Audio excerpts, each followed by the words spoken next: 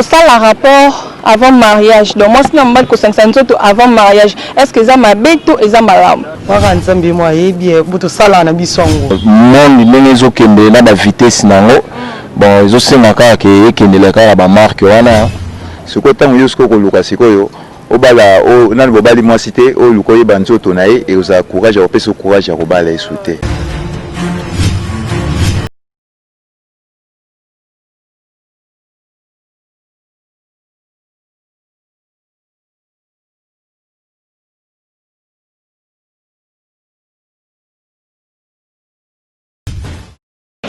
Bon, tu as bien balandi à Buzz 243 TV, hein, au chaîne Nabino, chaîne Biso, chaîne Abatunio, c'est bien l'émission Écho de Kina, avec votre humble servante, Ange Kaka, la terminateur de la presse congolaise, moi si Zambé, moi si Libende.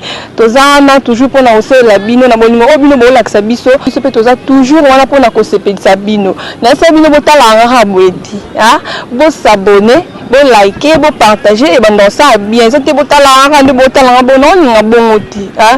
Non, il y a bon outil. Dans 4 cas de vitesse, les libino bah si j'ai mon yakitoko, si j'ai la biso les aliboué. Que ça la rapport avant mariage. Donc moi c'est normal que 500 avant mariage. Est-ce que ça m'a bête ou ça m'a lam? Il y a un sujet où les libino les lots, tu repartages on a bandé qu'on a biso baza awa, tu ka vie ya bateau. Un sujet qui toque à la Buzz 243 TV. Hein. Là, je profite de dire un grand merci à Pati Massamba Revolver Silencieux. Vient dans un mot, il y a 4, vient dans un mot, la bossanité, Mami Tamboué. Mami Tambo jeune deux fois, moi ça pembe, moi ça mbinga, moi ça zanga défaut, moi ça zanga lisumu, au coup de nos visa repos, je t'aime beaucoup ma mère, mamie de mon cœur, big up à toi. La bossanité vient en aimer bidocha autoroute, aimer bidocha autoroute, là les dégâts comme nous sommes en ça la bien mon boy, jamais là ma qui vient en aimer bidocha autoroute, na ko bossanité c'est le scram poutim mon vieux, c'est le scram poutim, on va Mbala mwindu mbala mandefu mbala kitoko vient na ngamoko sele Poutine na big up à toi la bosante Kevin Santa liko soigne sanga nyonso yo nga to si sango lelo. OK, to continuer micro la biso et retambola lelo to na njili bala poto botika Kinshasa kala bomona njili ka ato na terrain ya Sainte-Thérèse na bosante terrain Sainte-Thérèse ya Sainte-Thérèse terrain Sainte-Thérèse to tambusa micro. Hein? Viens on aimer bidocha, on Sainte-Thérèse, au terrain Sainte-Thérèse, micro la Buzz 243 et autres tambour dans la terrain Sainte-Thérèse, que le la sujet on a tous abîmé, ceux qui est à ma bœuf, tous à ma âme.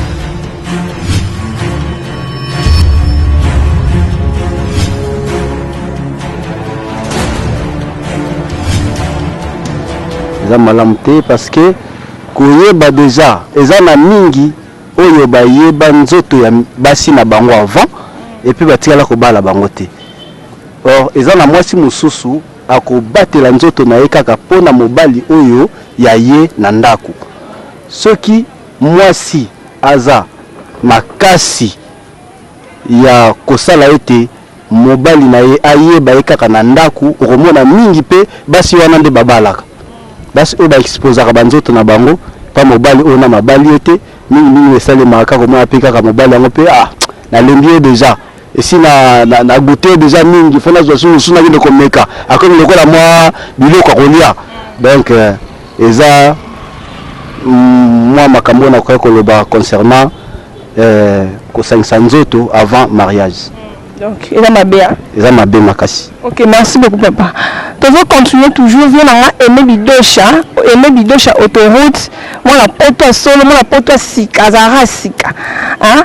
Serre non ko mami tamwe aigle jeune, moi singuya, moi sanguya, moi sanza, moi zanga lisu, moi zanga manda mami tamwe. En tout cas, big up à toi. Tu veux continuer toujours kotambu sa micro na biso ya Buzz 243 TV. Botala nga boité na sabino. Bo s'abonner, bo partager, bo liker en tout cas ça la bien.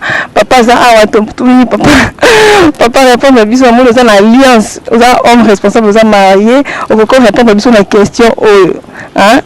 bato baolanda partout na mokili mobimba na monde bato nyonso baolanda yo oyo répondre biso na question oyo kosala rapport avant mariage mwasi na mobali basangisa nzoto avant mariage est ce que eza malamu to ezalaka mabe eza na ndenge makomi elobi eza vraiment péché mwasi na mobali soki bowanda koyeba na nzoto avant mariage ezalaka vraiment respecté ezalaka propre te bongi mwasi amibombama yo mpe mobali yo mibombama mpo wana nde kozala mwa bie pi kopesa mpe nzambe sengo na ntango bokobalana kwa soki ezaki avant mariage bino bobandi deja baposa nzoto wana ekosala mpe bien te parfois na berere wana moke ekoki mpe koya kobebisela bino mabongiselo nzambe abongisaki liboso mpona mariage na bino esalama donc mpona koevite nyonso tu wana il faut kotia respect kotosa ndenge makomi elobi mona moto aza na place na ye aza komibatela elobi teke meme ke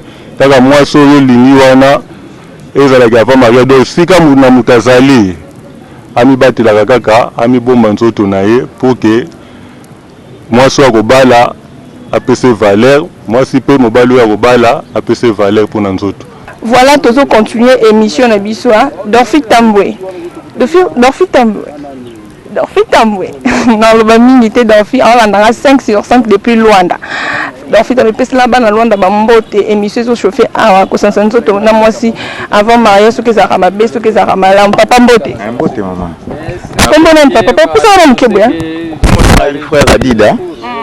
Na sepeli makasi ndenge tokutana na ndenge opesi ngai parole ya kosola nayo atoka kosangana nzoto na mwasi so bobalani te eza bien na nte fo luka moye kosisa problème nyonso posa nini oluka moye obima pana bango bala mwasi po bosani boyeba na nzoto siko tango yosko koluka sikoyo obala o nani bobali mwasi te oluka yeba nzoto na ye eoza courage opesa courage ya kobala esute oko tika epesi mamikolo pe mwa bozu mwasi mususu po bible trapo biso to sa ni pa nzambe peso mibeko to se ko landa nembo moni ko to za batu mingi bazo sa lango sanke babalana orkeza mabe bo nakotala pe conjoncture actuelle ya mboka na biso mutu azokola mbongo pe akobala ezate yako bazo sa biloko wana orke eza mabe surtout mais bon biso toza batu toza batu masumu bon to sala makambo oyo nzambe zo sepela ngote mais sinon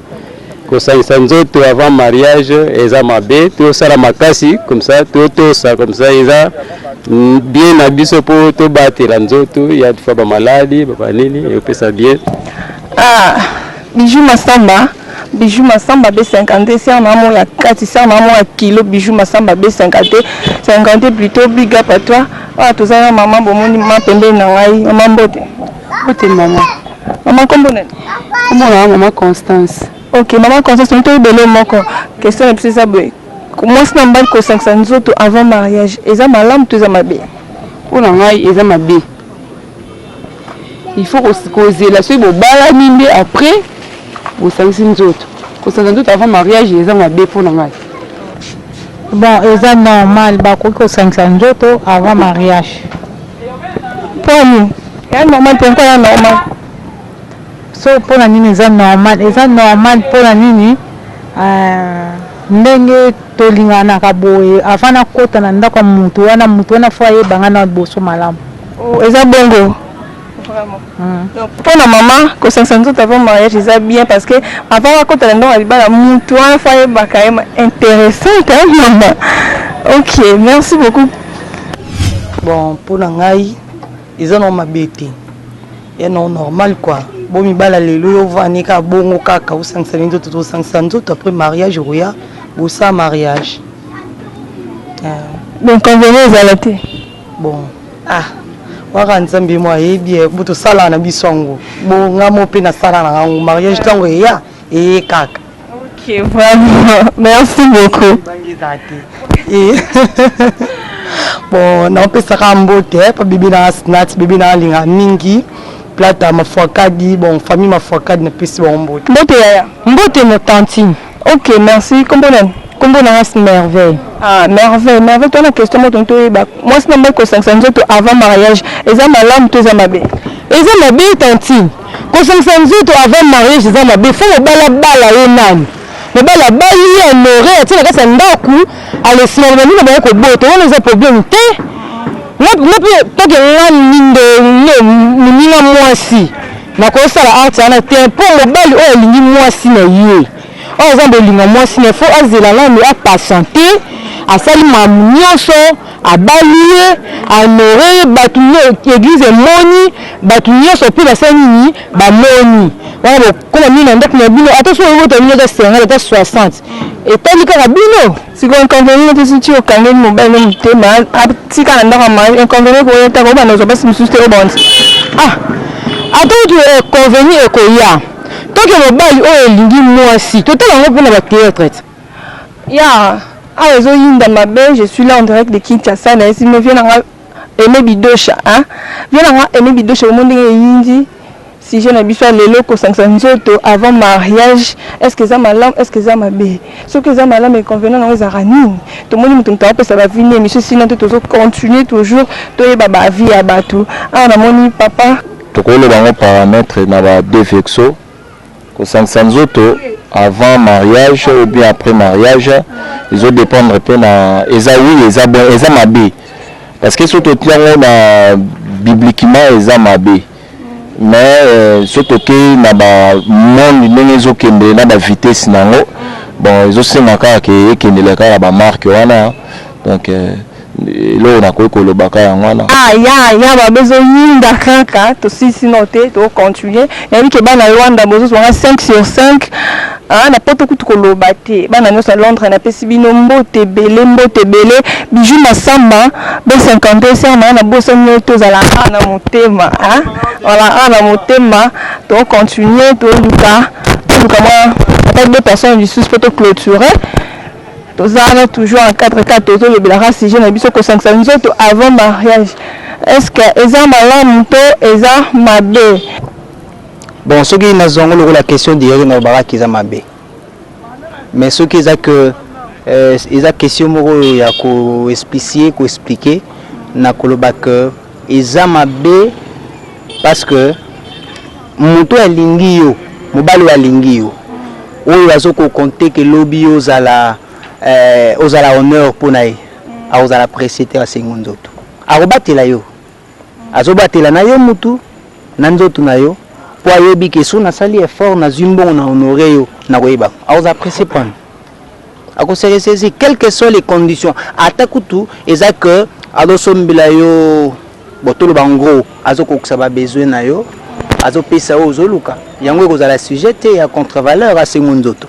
ekoki kozala bien tout comme peut kozala mabe alors du côté mabe parce que eza biblique bible mutapikisa yango mais tant que yesu ko na mokili bato balobaka nini nami yebelaka ndenge ezala ta mosusu akozala positif ou bien positivité c'est-à-dire abota ou bien abota te parce que bamosusu bakendaka avant même mariage mwasi akomi grosse bamosusu bazalaka na tendance wana parce que akobala mwasi akodisi na ndako du coup mabota ezoya te nde bamosusu bazalaka keno bon avant nga natya pena mwasi na ndako ainsi de suite namiyebelaka donc ti tozosala libala mwasi aza na zemi nde côté peut-être positif mais en réalité bibliquement parlant eza mabe ya tokomi na suka ya émission na biso kandi na toyesa bino boyoki bavie ya moko na moko kosala rapport que ce soit na mobali avant mariage ezalaka malamu toza mosu abezaka bien mosu abezaka mabe